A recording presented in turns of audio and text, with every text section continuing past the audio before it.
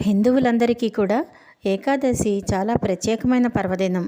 దీనిని గురించి మన పురాణాలలో కూడా ఎంతో విశిష్టంగా చెప్తారు. ఆ పుణ్యతిథి రోజున శ్రీ మహావిష్ణువుని పూజ చేస్తారు. సంవత్సరానికి మొత్తం 24 ఏకాదశులు వస్తాయి. అంటే ఒక్కొక్క నెలలో 2 చొప్పున ఏకాదశులు వస్తాయి.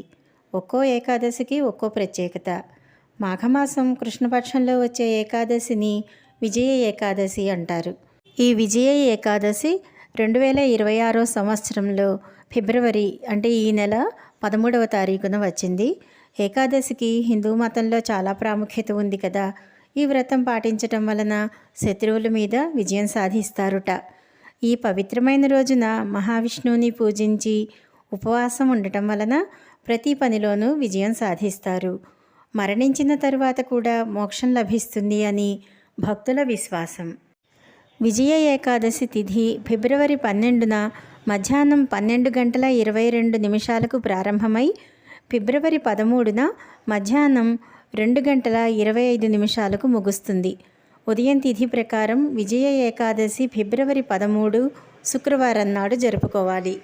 మనం ఎప్పుడు పూజ చేసుకోవాలి అంటే 2026 శుభ సమయం ఫిబ్రవరి 13 ఉదయం 6:26 నుండి 9:15 వరకు పూజ చేసుకోవచ్చు. శుభగడియలు అప్పటిదాకా కూడా ఉంటాయి.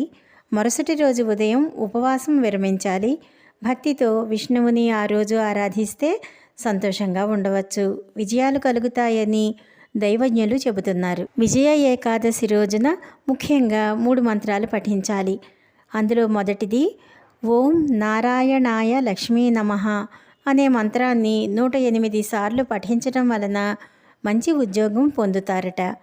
రెండవ మంత్రం ఓం సీతాపతే రామాయ నమః అనే మంత్రాన్ని జపించటం వలన మీ మనసులోని కోరికలన్నీ నెరవేరుతాయి.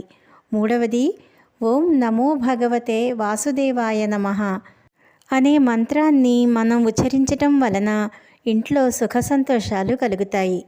పవిత్రమైన విజయ ఏకాదశి రోజున నారాయణుణ్ణి పూజించి భక్తి శ్రద్ధలతో వ్రతాన్ని ఆచరించాలి. శ్రీకృష్ణ భగవానుడు విజయ ఏకాదశి మహాత్మ్యాన్ని పాండవుల్లో అగ్రజుడైనటువంటి ధర్మరాజుకు చెప్పినట్టు శాస్త్రాలు చెబుతున్నాయి. ఎవరైతే విజయ ఏకాదశిని నిజమైన భక్తితో ఆచరిస్తారో వారు శ్రీ మహావిష్ణువుకి ప్రీతిపాత్రులవుతారు. ఆచారాల ప్రకారం విజయ ఏకాదశి ఉపవాసం పాటించే భక్తులు మరణానంతరం విష్ణులోకం చేరుతారు, అంటే వైకుంఠధామాన్ని పొందుతారు. విజయ ఏకాదశి రోజున నిష్ఠతో భక్తితో ఉపవాసం ఉండటం వలన జీవితంలో ప్రతి పనికి విజయం లభిస్తుంది. అలాగే ఈ పవిత్రమైన రోజున శ్రీ మహావిష్ణువు యొక్క భజనలు కీర్తనలు పఠించటం, దాన ధర్మాలు చేయటం ద్వారా సకల సంతోషాలను పొందవచ్చునని పండితులు మనకు చెప్తున్నారు. అందువలన మనమందరం ఈ విజయ ఏకాదశిని ఆచరించుదాం. నమస్కారం.